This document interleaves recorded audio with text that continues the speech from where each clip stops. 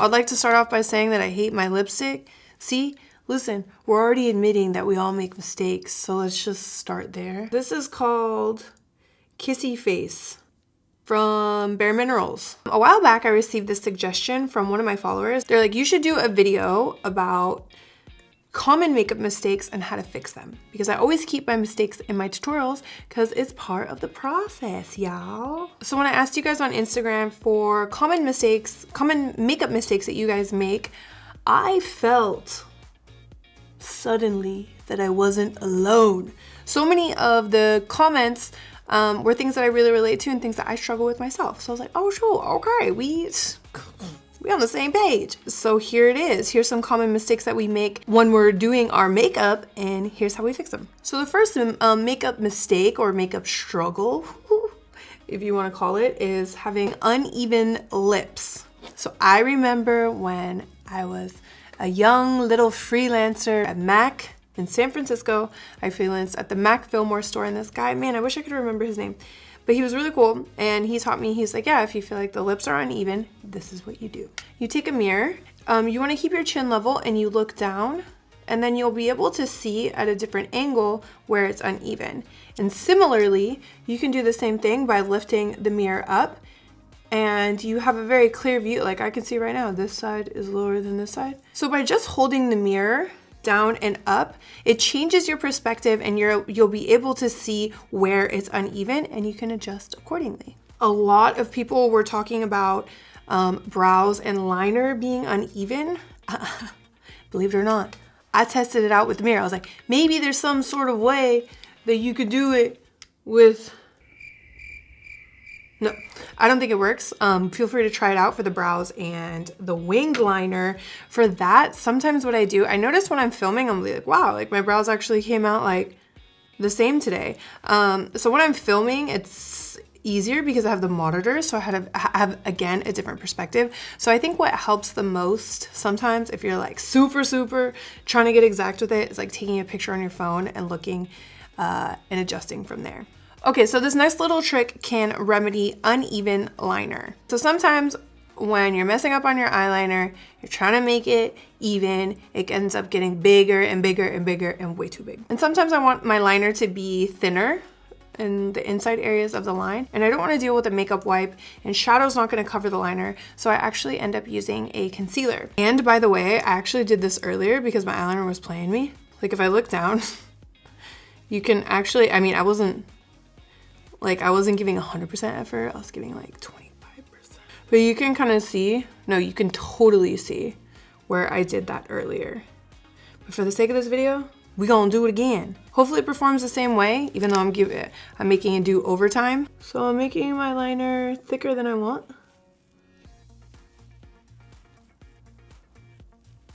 Basically like how it was earlier, and I didn't like it. So you can use a little bit of concealer, or you can even use like an eyeshadow base. I'm just gonna go ahead and carve this out. Basically like you do to your brows. You don't even have to carve it out, you could just cover it. And like I go over where I wanna cover it.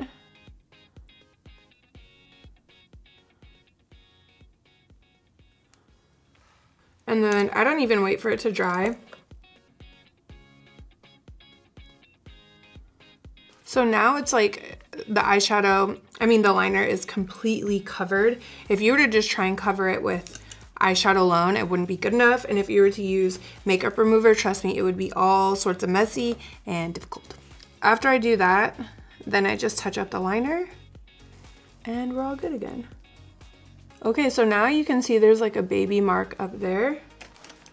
But let's say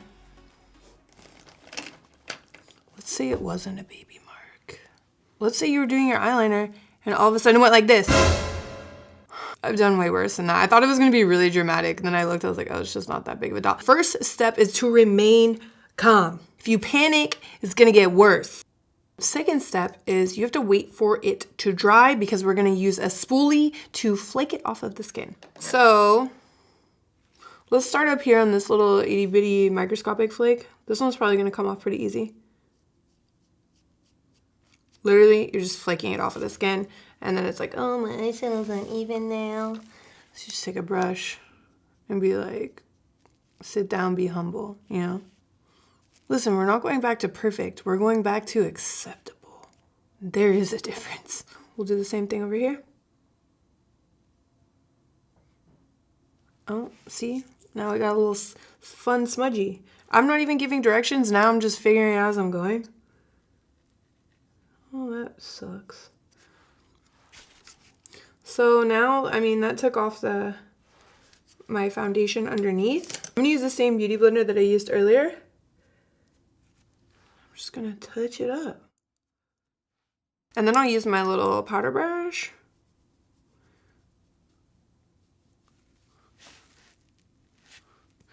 Just go over that.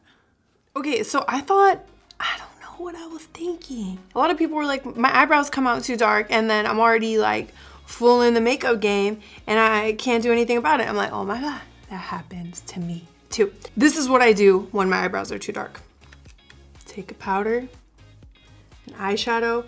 Honestly, I normally use like a foundation color, but for me, it's okay because I like my brows like cool toned. I'm okay with that, like an ashy brow.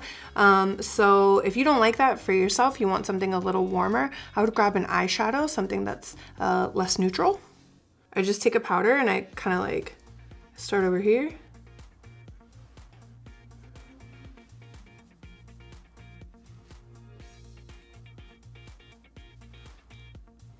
So they're just a little softer, not too big of a difference. So yeah. Okay, well actually what I saw the most, number one, was winged eyeliner. People have trouble with, and I was like, you know what?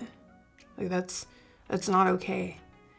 Because if you're my follower, you have to have good liner. And unfortunately, I'm already wearing it, so now I'm in the position to like do a full tutorial right now. But I'm thinking like maybe it's time to do another one. Because my other one's a little outdated, and maybe we should do another one. But in case you haven't seen it, I have a very, very helpful tutorial that I mention all the time. I will link it down below in the info box, and it's gonna hook you up. Try it, let me know your thoughts. Maybe we can even do like a gel liner tutorial, because I know liquid liner is not for everybody.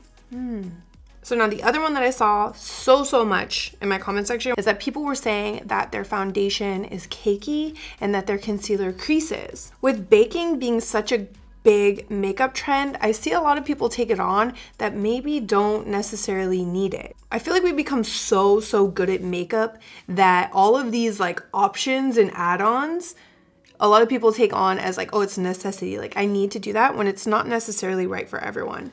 When I do bake, I don't bake my under eyes. I do my whole face, because my under eyes, we'll get to in a second. But I do notice when I either put on too much moisturizer or too much primer, it really sticks to it and you start to get all that texture. And that's what I was seeing so many people in the comments talking about. So if that's happening to you, I want you to try one of two things. One, be really light with your moisturizer / primer. Put it on and let it absorb into your skin so that it feels like there's nothing on your skin and you shouldn't have a problem with it. Or two, maybe you skip baking altogether. So you can just take a blot powder or a finishing powder and kind of just dab it on the areas where you get shiny. And I just put it on the areas where I'm a little bit shiny, and that's enough for me. I would say if you like to look matte, but you're getting cakey, just try doing that. Just try kind of spot adding powder really lightly. And if you get oily later on, bring a blot powder with you to touch up when you're out. I thought I was really misunderstood when it came to the under eyes, because the reason why I don't wear liquid concealer is because it creases on me. So people are always like, oh my gosh, you don't wear concealer, like that's crazy. You only wear powder. But the powder that I wear is so pigmented, it is a concealer. I've been trying new liquid concealers, and I noticed that the big difference is that if you use a lot of product is when it gets cakey. They really perform the best when you use a small amount. Or, I mean, if you like a really bright under eye and using that little amount of concealer isn't gonna do it for you, I would suggest trying a powder. I feel like I talk about it, but like I've never really heard anything back from any of my followers being like, oh my God, I tried it and I love it. But really, this Monica Dar, oh, this is the C2 yellow powder.